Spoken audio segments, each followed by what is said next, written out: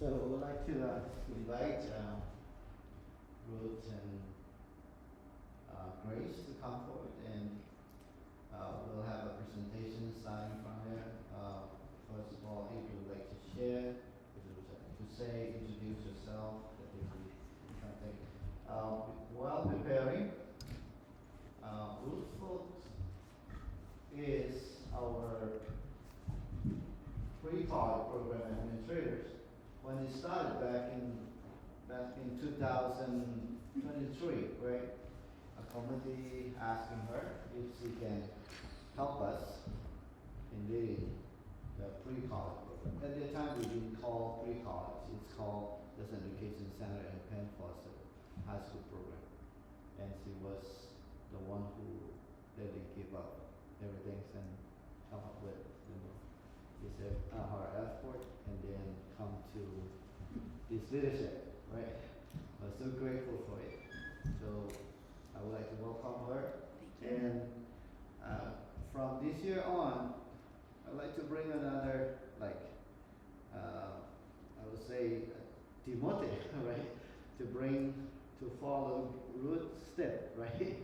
I would like to bring her, Grace, and she will be helping her whatever administrative need that for this pre-college program or other things that she needed that help from her, so she will help Ruth in the way they will move forward. So I would like to ask her to say something and then Grace and move forward. Let's work on it. Thank you. Minglaba to those of you who are Burmese speakers. I'm very glad to be here this morning and very glad to meet Grace and to welcome her also into the program. I've been becoming more and more aware of how critical it is to have someone on site, if possible, for the groups that are meeting to do these projects. And I'm really thankful for you and the role you're going to play. I have a little introduction. Dr. Kai explained a little bit about starting in 2023, and I have an explanation up on the screen. I don't know if you can dig that in or not, but basically we started a project in Myitkyina in Myanmar, in Kachin State, with 5 students in May of last year. And the goal was to allow them to have a chance to get a high school degree, which they had not yet done in Myanmar. And we are trying to help them achieve some kind of certification diploma from high school that they can use in the future. And so we are using a school called Penn Foster. Penn Foster is located in the northeast part of Pennsylvania, but it's really a virtual school. It's all done by internet, and they have been around for 100 years. They started as a correspondence program, and over the years as technology has changed and improved, and through COVID, it has developed into an online high school program. Anyone who completes the 9th through 12th grades of their program will receive a certified diploma for high school from the state of Pennsylvania. So they'll have a U.S.-based high school diploma, which hopefully they can use in the future if they have a chance to get a job or go to a school perhaps outside of Myanmar, but also for people, this is being used by students all over the country, in our own country as well. They have 200,000 students actually currently using their program. They have bachelor's programs as well, and they have vocational training as well, but we're focused right now on the high school diploma, 9 to 12. So they are accredited and certified, as I mentioned, and it's a program that includes 21 credits over the 9th to 12th grades, and it can be taken for 3 years, although they're very flexible about that. We can extend as we need to, and it includes 113 lessons in those 21 credits. The advantages of it is that when you make the payment for the program, it's a one-time payment. You don't have to pay anything further down the line 3 years from now or for graduation. And so that's one advantage. Another is that it is online, and so it doesn't make the students have to travel. But there are teachers assigned for each of the classes.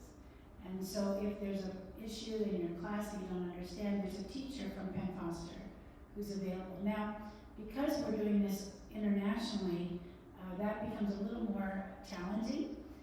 So we have also decided that in our settings where we can possibly do it, where we'll have a tutor who will be available on site to help, and then I'm also available as a resource person. I don't know if you wanted to say something before I start showing the rest of the program. So my name is Grace Kai, and currently I'm majoring in English and minoring in entrepreneurship. It was previously psychology, but I just want to focus on more business-based stuff. And honestly, I'm just excited to like work with people like your mom and just help out like people like I guess in those positions, because like sometimes I would also imagine myself like, what if that was me? So it's nice to help other people like be, I guess, have that like opportunity to like take another step into like growing their future and stuff like that. So I'm just, I guess, happy to have this opportunity to work with you and you guys. Thank you. Thank you so much, Grace. I do have a little more to add, I guess, about myself. My maiden name was Gilson, Ruth Gilson Fox. My parents were missionaries to Burma when I was a child, and so as I shared with some people here today, half my heart is Burmese and half other things. But it's a joy for me to be a part of this program. And I also have been involved in education, elementary education, and then I helped to start an international school in Chiang Rai, Thailand, and became the principal of that school. And then I worked as a regional consultant for education for international ministries, and then global coordinator for education. So that's my background coming into this, and I'm officially retired, but not retired from ministry, taking this on as a very special and meaningful volunteer project. So very delighted to have been asked to be part of it. All right, so getting back to our information about how we started and the goals that we have. As I said, I've been in different parts of the world and I've seen the needs for education in many places, and many of us know the situation in Myanmar particularly right now, and that many students were not able to go to school, and some are not going to school now, and so this is providing them an opportunity not to miss out for too long. And then, let's see. So basically what we're providing is, Judson Education Center is providing the oversight and the liaison with Penn Foster, and that's to help give confidence and support and encouragement to those who are trying to do this program, and especially those who are in a non-English speaking setting where it's already a challenge to have the language, and then to try to be talking to people administratively is difficult. So we want to be there to help be that bridge for them. And then the advantages also of being part of this program are that by being part of a group, we get a discounted price, and Judson Education Center has worked out a very, very equitable and fair way to help handle the price for people. There are some other needs to be considered when we do when you set up a program. You have to decide where you're meeting and whether that's going to cost something. You have to figure out if you have a way to provide computers, or do they provide their own, about the cost of having a tutor. Is there a cost, or is it volunteer? So there's a number of things to consider that are outside of the actual tuition, but hopefully if people have a heart for this, they will also want to serve in ministry way to provide these things.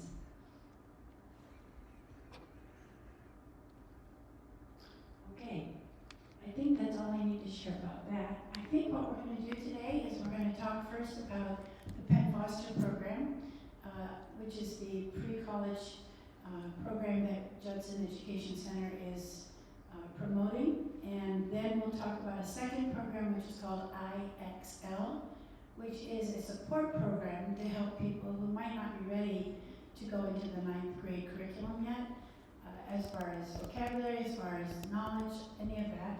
And IXL is one of the programs that we have found to be most helpful to help students prepare themselves for that.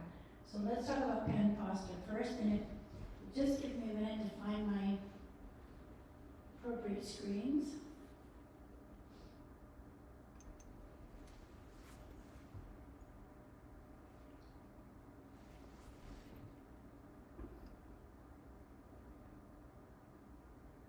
This is kind of small. Okay, the program goal of Penn Foster is that students will be able to demonstrate they possess the necessary knowledge and skills to enter the workforce or to continue their education at a college. That's the goal of the high school program. And in this program, in this outline, high school program outline, it defines all the courses and what is learned through the courses. And this is available, this will be available online as well, so that people can take a closer look at it. And it talks about the structure. And Penn Foster is great about their website. They have many separate sites that you can go to learn more about the testing, about how to reach the teachers. But this is set up to be a 21 credit. It's 22 courses because the first 2 courses are electives that are half a credit, and after that every course is 1 credit.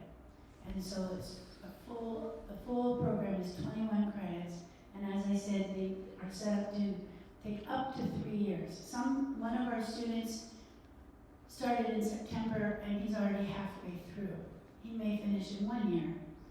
It depends on how much time people have to put into this and how much initiative, and also, to be honest, the level of English that they have when they go into the program, because it's challenging. It's a full-on American high school curriculum, and it's not specifically designed as a second language program. It is specifically designed as a traditional American high school program.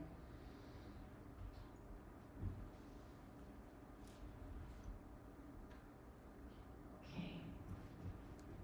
I don't think we need to go through each course. It's your standard English courses, math courses, science, biology, chemistry, all of that. And then they have a few electives that they ask you to choose. So there's visual arts, there's something about sports, there's psychology, your personality, and so it's quite interesting, a variety of electives that people can choose to supplement the courses. The one thing that students asked was, can we jump around? It's not designed to jump around. You follow the program the way it's designed because it's set for an initial elective to really find out who you are. It's a personality course, and it's designed then to go into digital technology. You learn about digital literacy. Then you start your basic English and your basic math, etc. Okay? So there's a flow to it that needs to be followed from 9 through 12.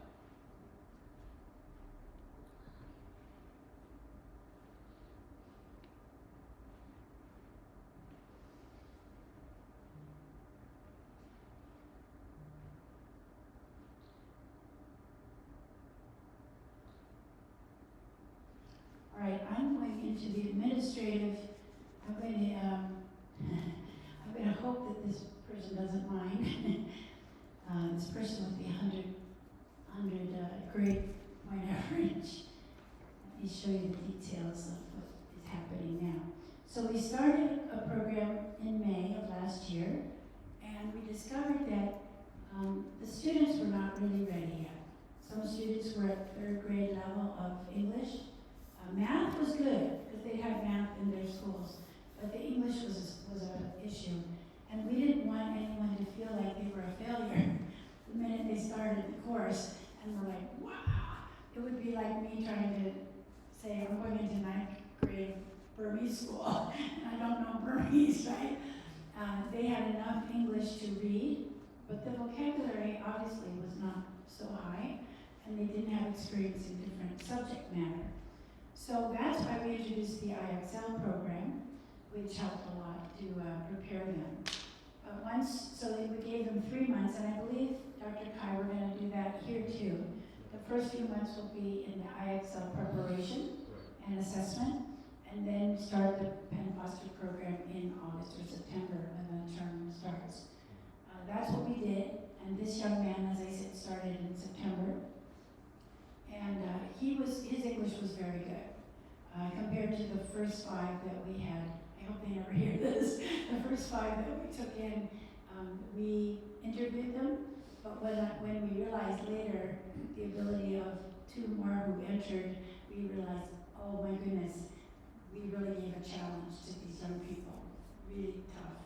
And some of them even today are still only in the 3rd course, finishing the 3rd course after 6 months. So it's very important that when you set up this program, you have a good interviewing process and application, because we don't want to do a disservice to any of you, to anyone, but also recognize that there are people like Grace and like myself to walk alongside you if there are struggles. So this shows you, this young man's name is Mong Grin, and he's so committed that even I shouldn't say too much, let's see, even the situation where he was living in Kitchen State got very difficult without electricity and internet, and he and his mother actually went to Yangon to stay at the YMCA so that he could continue his studies. That's how committed he was to it. So that's why he's as far as he is. Some of the students were 2 months without any internet or electricity for a while. So if you look at this, if you can see it, each course has lessons that they have to complete and then test. Now, one thing I want to say about the testing is important. Penn Foster allows you to test twice for each lesson. So the first time, if you don't do well, you can have a retake, and they take the best grade of the 2. The other thing that's interesting about Penn Foster is that they allow open book tests. Now, in our test case scenario in Michina, we thought, this is me, I thought that if they would try to take the test the first time without the book, and then the second time they could go back and look at the book for their answers, this would help them. But the rest of the team decided recently that we're going to allow them to do the open book both times, as Penn Foster has designed it. And so that's something that each cohort can make their decision about. But it is permissible by Penn Foster to have open book. It is not permissible to have someone else do your work for you, however. And it's very important to do all the reading before you take the test, not to jump ahead and try to take the test without doing all the reading. There's a lot of reading in this program, I will admit that. There are also videos. The lectures are done on video by a professor from Penn Foster. So there's listening, there's watching, there's a lot of reading. All right, so his first course was an introduction to personality types, and he did very well on that. He did retake one of the tests. Most of the students have retaken many of the lessons, which is fine. Then he chose visual art as his second elective.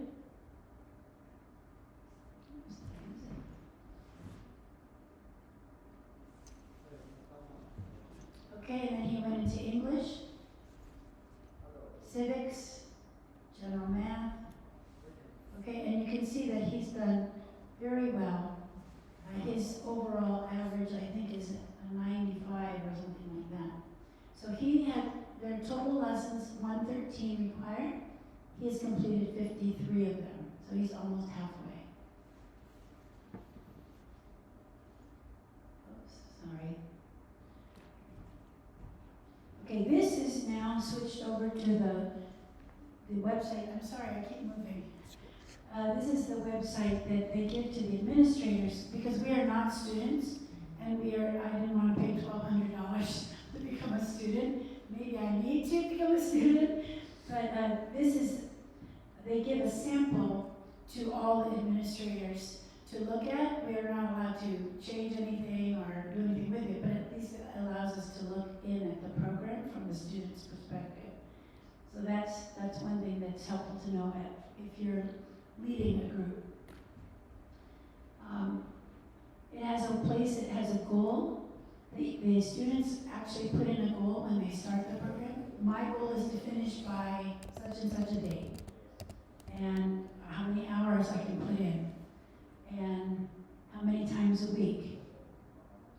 And then on this side, I'm sorry, I probably should go this way. On this side, it has all the resources, student resources. So it has tips for the technology, it has study habits, strategies for doing well on the exams, how to navigate your student portal. So everything is pretty clear. Even if you don't have someone there to help you, the information is right there on the side of the screen there. One of the things that they're doing in Michina, which I'll mention, is because of the electricity problem and Wi-Fi problem, the tutor there has decided to download the reading materials. It's a lot of material, but she's downloading it so that the students can continue to read even when the internet's not working. Because otherwise you're reading off your internet and their battery's running out, the electricity got cut off. And so that's one option for an administrator or a person who's leading a group to think about, is to download the reading materials so that you have it in hard copy form, or download it on the computer so that you can read it. She's actually printing out a copy to have available. But here in the United States, that probably won't be the issue, but if you're doing it overseas, that might be something to consider. Okay. Let me stop here for a minute and ask if you have questions, because I'm coming at you with a lot of information that's somewhat I'm used to and thinking people will understand, but I might be leaving out some important piece. Is there something, anything that anyone here would like to ask me that would help me fill in any blanks? Our recommendation is that each cohort be rather small, especially when we're starting out.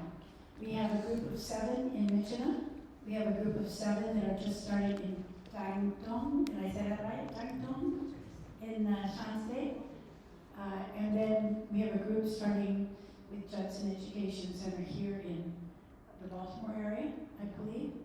And with the hope of new ones starting. I believe Yangon may have a group starting. Indiana may have a group starting. A church locally may have a group starting. So this is exciting, very exciting times. One thing that we've also incorporated that I did not mention in the Michina group is that we felt it's important to have a Bible component. Penn Foster is a public, it's private, but it's not Christian program.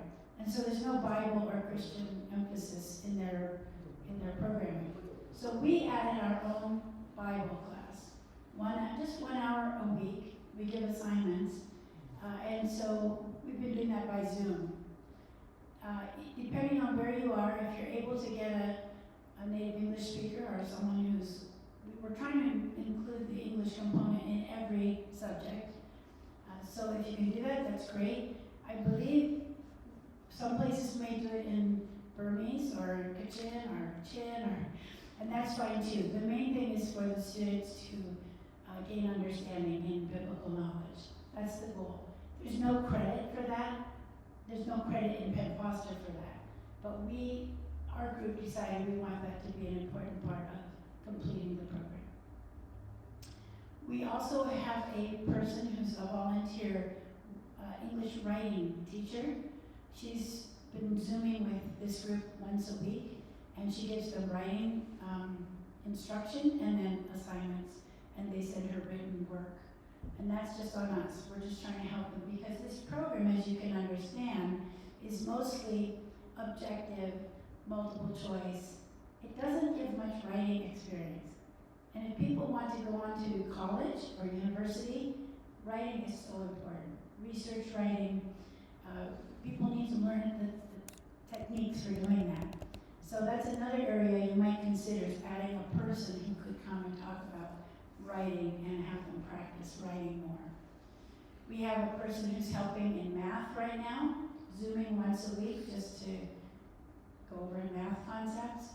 And then I've been doing English conversation. Now we're talking about Myanmar, so that's been important.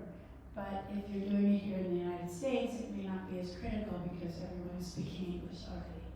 Those are just another tip for things that we've added into our program.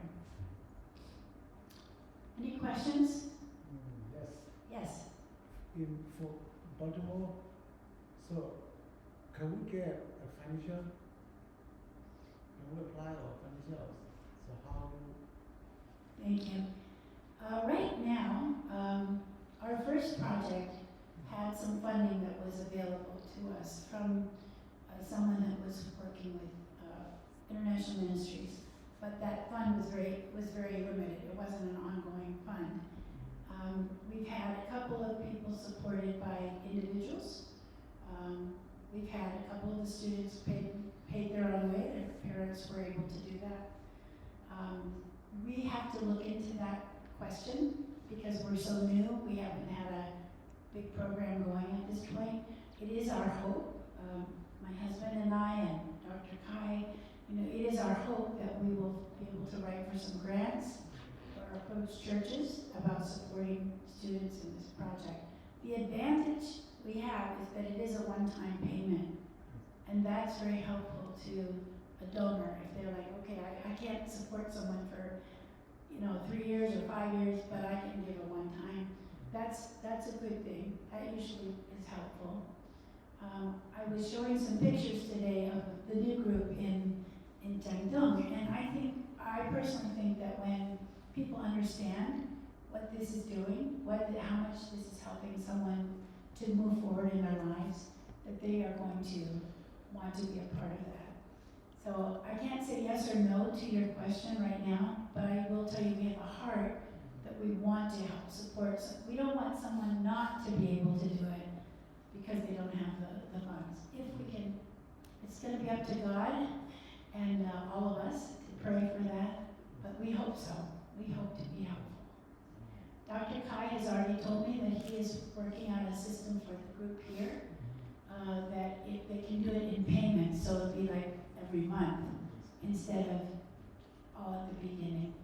So that will be one way that will help some people to be able to do it. Thank you for your question.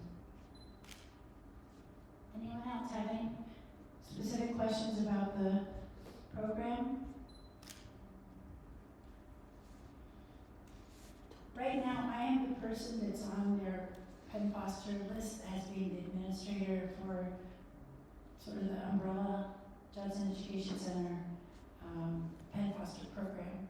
So if there's any problems or needs that need to be communicated, I can do that. However, they have a client support website so that if something's not working properly or you can't download something, you can also go directly to the client support website to tell what you need, because I'm not always available, and that's more direct for explaining what your issue is. Okay, shall we move on to the IXL program? Okay, wonderful.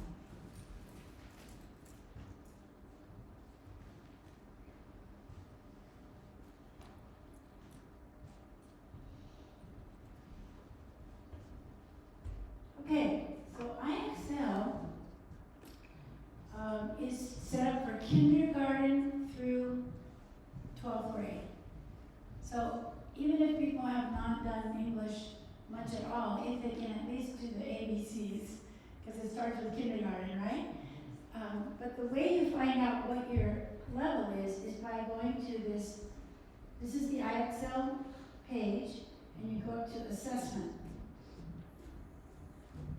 Now I'm going to pick a student that already has been doing this. Let me find a student that is already involved.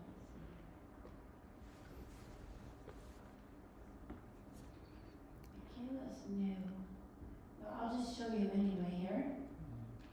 So pretend you're, okay, so supposing you sign up for IXL, you're in the program, you go to assessment, and then you go down here and you go to,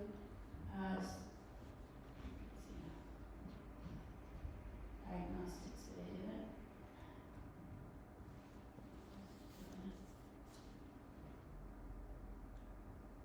Sorry, wait a minute. Okay, so this person has not yet started. This is someone who's not got any scores yet. And this is for math.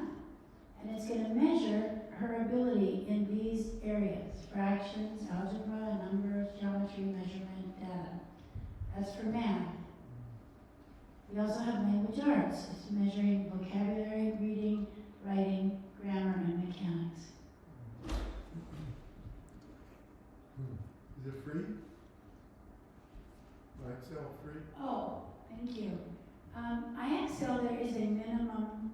It's not a lot. It's okay. So Judson Education Center has purchased a classroom.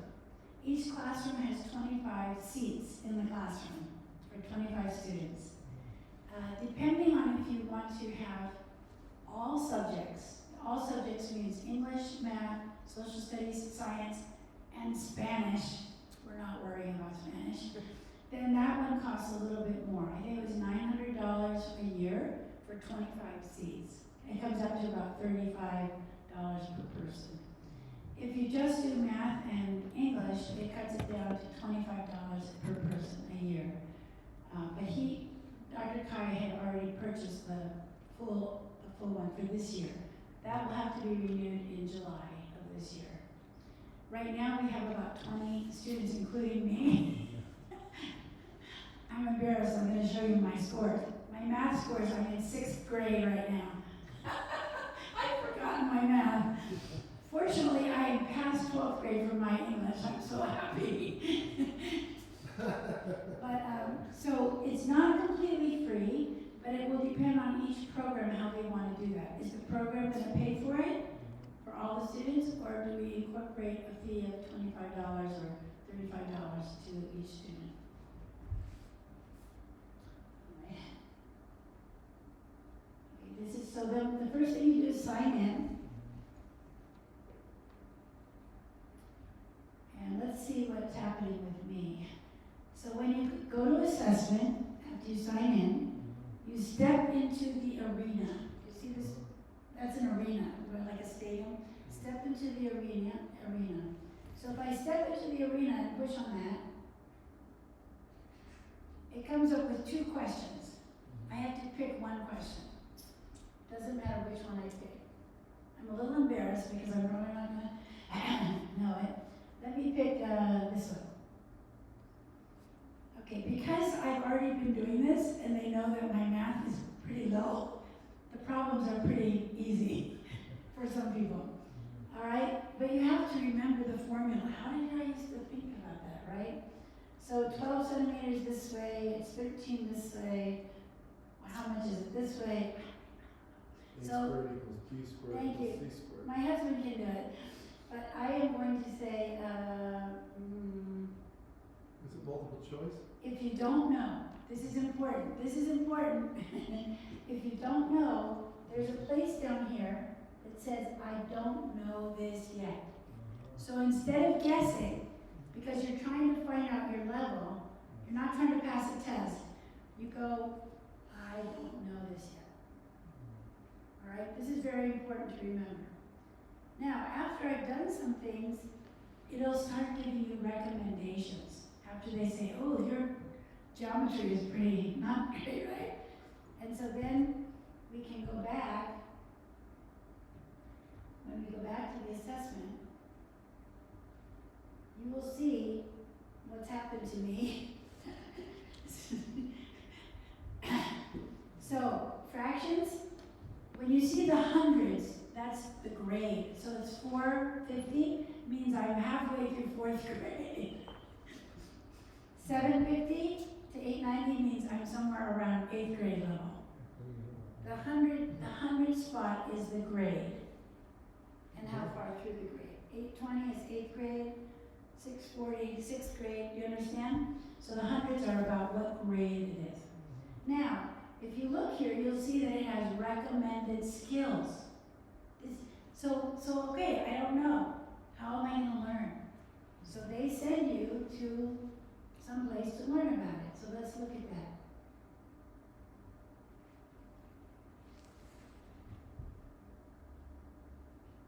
Okay, give me recommendations. And then they also give me the teaching for it. So let's see if I can click on that.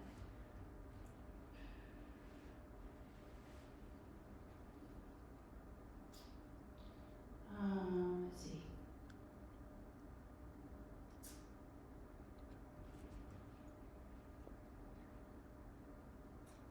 I'm having trouble finding it now.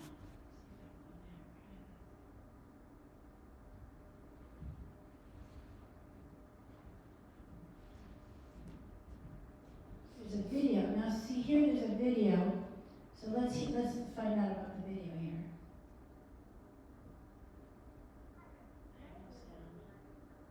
Oh, the sound. Is it coming out? Can you hear it? A little bit. Well, does it go any louder? We can hear it. So she's explaining on the video how to figure that question out. It's okay if we can't, it's all right, you get the idea, right? So she's explaining how to do this problem, 1/6 divided by 1/2. And she explains the whole thing. This is why the answer is this. So you do get teaching along the way with IXL. Now there are no grades in IXL, so you can ask a friend to help you too. It doesn't matter who helps you. But don't try to fool the program by having someone else do the problems for you. Okay, so there's different, when you click on the practice problems, it will give you a video or a reading or something that will help you learn the process so that you can figure out how to do it. Then, so when you first start IXL, it's important to do assessment first. Assessment, they say you should take at least 45 minutes. At least 45 minutes in the beginning to assess each subject. After you do the assessment, then you go back and you see what level you're at. So that's what I had to do. And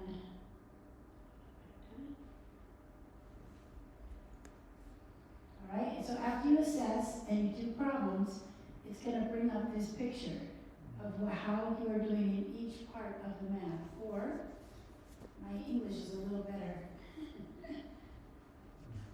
My vocabulary, they said I have the best you can have. Yes. My grammar, yes, best I can have. But writing strategy, they just have one skill to try, and reading also one. So I made a couple of mistakes. That's okay. But this is helpful to understand your overall level that you're at. And then it's recommended that every week you go back and do assessment again, because you should be going up. And then there'll be a graph that will show, the graph will show your progress as well. Did you get that, Grace? That's a lot of information.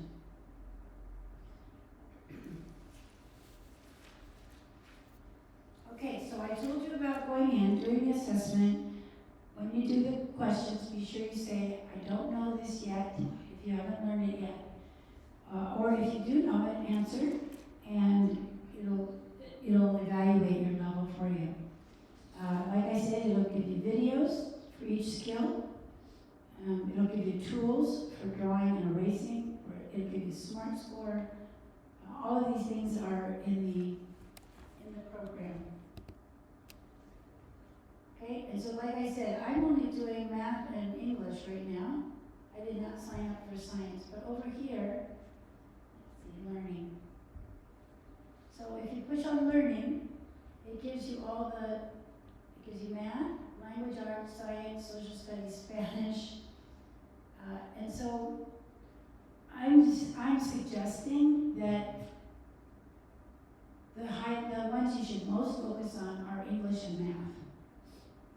If you can do science and social studies too, that's good, because if you're going to do the high school program, if you're going into Penn Foster, you're going to need to do all of those subjects. So it helps you with your vocabulary, it helps you with concepts. For people in Myanmar right now, we are only focused on math and English. But they're telling me that the courses in social studies, U.S. government, civics, are difficult. It's new material for them. So any extra IXL practice you can get is helpful to prepare you for Penn Foster as well. Okay, like I said, it's not graded. It's really your own observations of improvement. If you get to the 800s, that means you're 8th grade qualified. That's at the point at which we say, okay, let's evaluate you for 9th grade Penn Foster. You don't have to get all the way to 12th grade in IXL, just up through to 9th grade, 900s. Dr. Kai at one point had suggested that we have a test in Duolingo to test the English. I told him that that's okay, but I think that this program is a good assessment already, and it's quite broad, so that might be almost a better assessment, but he can decide how he wants to do the evaluation for that. So we're still in progress. Thank you for allowing me to share today.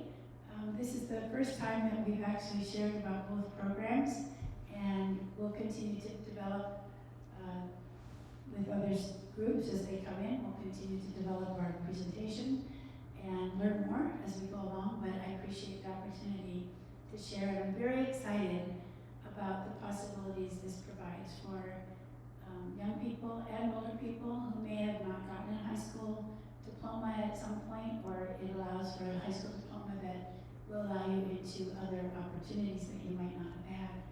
And my prayer is for you in your decision making about doing this project, and that the promise that we will walk beside you as you do it. Thank you so much.